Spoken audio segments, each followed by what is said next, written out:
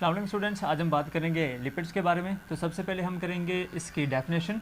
Lipids ऐसे compound होते हैं जो रिलेट करते हैं फैटी एसिड के साथ। लिपिड्स चार तरह के होते हैं: simple lipids, complex lipids, derivatives and miscellaneous.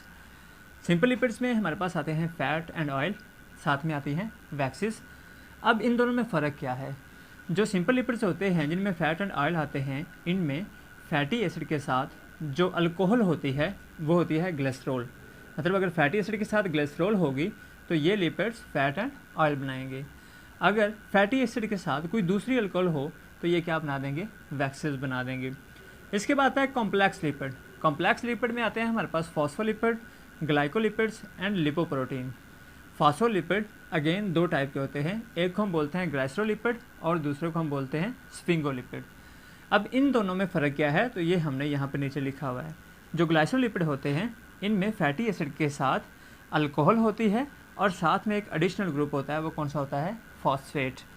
Sphingolipid में ग्लाइसरोल की जगह फ़र्क सिर्फ इतना है कि स्फिंगोलिपिड जो होते हैं इनमें ग्लाइसरोल अल्कोहल की जगह स्फिंगोसिन होती है और इनमें कोई भी फ़र्क नहीं है।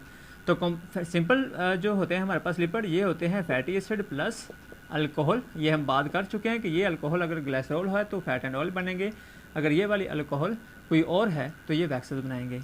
कॉम्प्लेक्स लिपिड क्या होंगे? इनमें होंगे फैटी एसिड प्लस होगी अल्कोहल और साथ में क्या होगा? कोई भी दूसरा ग्रुप होगा, अदर ग्रुप हो सकता है। ये अगर जो अदर ग्रुप है ये फॉस्फेट होगा तो ये क्या बना देंगे? फॉस्फोलिपिड।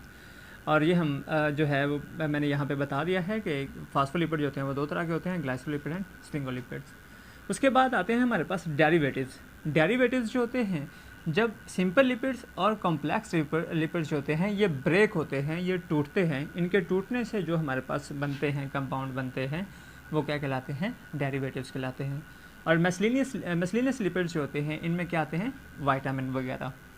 इसके अलावा ऐसे लिपिड्स जिनमें कार्बन की तादाद 6 हो उन्हें हम क्या बोलते हैं? Short lipid. ऐसे लिपिड जिनमें कार्बन की तादाद 8 से 14 हो उसे हम मीडियम लिपिड्स बोलते हैं। और ऐसे लिपिड जिनमें कार्बन की तादाद 16 to 24 हो उन्हें हम क्या बोलते हैं? लॉन्ग लिपिड बोलते हैं। इसके बाद बात करेंगे हम रोल ऑफ लिपिड्स की। लिपिड का किरदार क्या होता है, ये इंपॉर्टेंस ऑफ लिपिड्स भी के नाम से भी क्वेश्चन आ सकता है। तो इसका रोल क्या होता है जी? ये कंपोनेंट होता है सेल मेम्ब्रेन का। आपने सुना होगा, हम कहते हैं कि जो सेल मेम्ब्रेन होती है ये लिपिड बाइलेयर होती है। मतलब क्या होता है कि उसमें लिपिड्स मौजूद होता है। इसके अलावा दूसरी इसकी जो इसका रोल है वो है ये सोर्स ऑफ एनर्जी होता है। यहाँ पे शॉर्ट क्वेश्चन बन सकता है कि why lipids are better sources of energy than carbohydrate. ये इस वजह से होता है क्योंकि इसके अंदर जो कार्बन और हाइड्रोजन के बांड होते हैं वो ज़्यादा होते हैं और इसमें जो ऑक्सीजन के बांड हैं वो क्या होते हैं? कम होते हैं। यह आपने अच्छी तरह से देख लेना है। इसके अलावा ये हेल्प करता है हमें एज ए इंसुलेशन, यानी कि ये जो बॉडी के अंदर वाला टेम्परेचर होता है उसे बाहर नहीं आने देता और बाहर का जो टेम्परेचर होता है उसे अंदर वाले ऑर्गन के ऊपर इफेक्ट होने नहीं देता। और ये साथ ही साथ क्या प्रोवाइड करता है? प्रोटेक्शन प्रोवाइड करता है। प्रोटेक्शन कैसे प्रोवाइड करता है? जितने भी इंसेक्ट्स वगैरह होते हैं या प्लांट्स होते हैं उनका जो अपर स्केलेटन होता है या प्लांट्स की जो क्यूटिकल होती है वो भी किससे मिलकर बनी होती है? लिपिड से ही बनी होती है। इसके अलावा अब बात करते हैं इसकी क्लासिफिकेशन के बारे में। तो लिपिड्स को हम क्लासीफाई करते हैं असाइल ग्लाइसरोल के अंदर, वैक्सीज के अंदर, फॉस्फोलिपिड्स के अंदर एंड स्फिंगोलिपिड्स के अंदर। सबसे पहले बात करेंगे असाइल ग्लिसरॉल की। असाइल ग्लिसरॉल जो है इसे हम न्यूट्रल लिपिड्स भी बोलते हैं। इसकी डेफिनेशन ये होगी कि एसिड और अल्कोहल अगर आपस में रिएक्शन करें और उसमें से वाटर जो है वो रिमूव हो जाए तो उसके नतीजे में हमारे पास क्या बन जाता है? असाइल ग्लिसरॉल बन जाता है। उसके बाद शॉर्ट क्वेश्चन आता है एस्टर। एस्टर जो बांड होता है ये उस वक्त बनता है जब अल्कोहल और एसिड आपस में क्या करें? रिएक्ट करें और उनमें से क्या हो? जो अल्कोहल होती है, यहाँ पे मैंने लिखा हुआ है, अल्कोहल का हाइड्रोक्सिल ग्रुप और जो एसिड होता है इसका हाइड्रोजन ये रिमूव हो जाएं, मतलब ये यहाँ से निकल जाएं अगर, तो जो उनके दरमियान बांड बनेगा उसे हम क्या बोलते हैं? एस्टर बोलते हैं। यहाँ से अगर आप देखें तो ये सीधा COC जो है वो बॉन्डिंग हो जाती है। कंपोनेंट ऑफ असाइल ग्लिसरॉल कौन कौन से होते हैं? ये हमारे पास फैटी एसिड होते हैं और साथ में क्या होता है? अल्कोहल होता है। यहाँ पर मैंने एग्जांपल लिखी हुई है जो ट्राईग्लिसरॉल की एग्जांपल है। असल में ये होता है कि एक हमारे पास है अल्कोहल और ये अल्कोहल कौन सी है? ये यहाँ पर हमारे पास जो अल्कोहल है वो ग्लाइसरोल है और ये हमारे पास एक कार्बोक्सिल ग्रुप है, मतलब एसिड है। अब हम देखेंगे कि इसमें ट्राईग्लिसरॉल कैसे बनता है। ट्राईग्लिसरॉल इसमें इस तरह से बनता है कि अगर आपके पास एक ग्लाइसरॉल हो और अगर एक फैटी एसिड होगा तो ये मोनोग्लाइसरॉल है, अगर 2 फैटी एसिड होंगे तो डाई असाइल ग्लिसरॉल होगा, अगर 3 फैटी एसिड होंगे तो ये ट्राई असाइल ग्लिसरॉल होता है। ये दोनों जब आपस में रिएक्ट करेंगे तो जैसे मैंने पहले बताया कि इनके दरम्यान जो बॉन्ड होता है वो ईस्टर बॉन्ड होता है। अल्कोहल का इसमें से हाइड्रोक्सिल ग्रुप जाएगा और एसिड जो है इसमें से सिर्फ क्या जाएगा, इसका जो है वो अकेला हाइड्रोजन जाएगा। इसी तरह दूसरे फैटी एसिड में भी अल्कोहल का हाइड्रोक्सिल और एसिड का हाइड्रोजन, इसी तरह इसमें से भी क्या होगा, ये रिमूव हो जाएगा। मैं सिर्फ एक आपको करके बताता हूँ कि इसमें अगर ये रिमूव हो जाए हाइड्रोक्सिल ग्रुप और जो है हाइड्रोजन, तो ये बॉन्डिंग जो हमारे पास बनेगी वो कैसे बनेगी,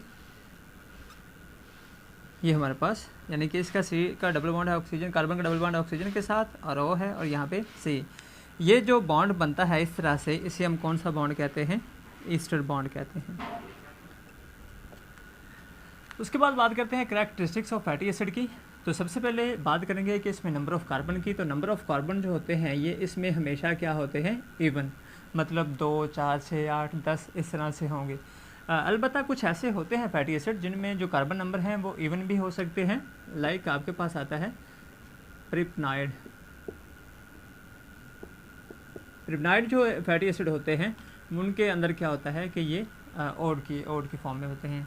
उसके बाद है जो saturated fatty acid. Saturated fatty acid ऐसे फैटी एसिड को बोलते हैं हम जिनके अंदर कार्बन कार्बन का सिंगल बॉन्ड हो, और अनसैचुरेटेड फैटी एसिड ऐसे फैटी एसिड होते हैं जिनमें कार्बन कार्बन का डबल बॉन्ड हो। ये जो डबल बॉन्ड है कार्बन कार्बन का, ये अप टू 6 बॉन्ड हो सकते हैं। ये एमसीक्यू के लिए आपने याद रखना है, अप टू 6 बॉन्ड इसके अंदर हो सकते हैं डबल बॉन्ड। और अगर इसमें एक हो तो उसे हम अनसैचुरेटेड फैटी एसिड कहते हैं, एक डबल बॉन्ड हो तो। अगर एक से ज़्यादा डबल बॉन्ड होंगे एक फैटी एसिड के अंदर तो उसे हम पॉली अनसैचुरेटेड कहते हैं।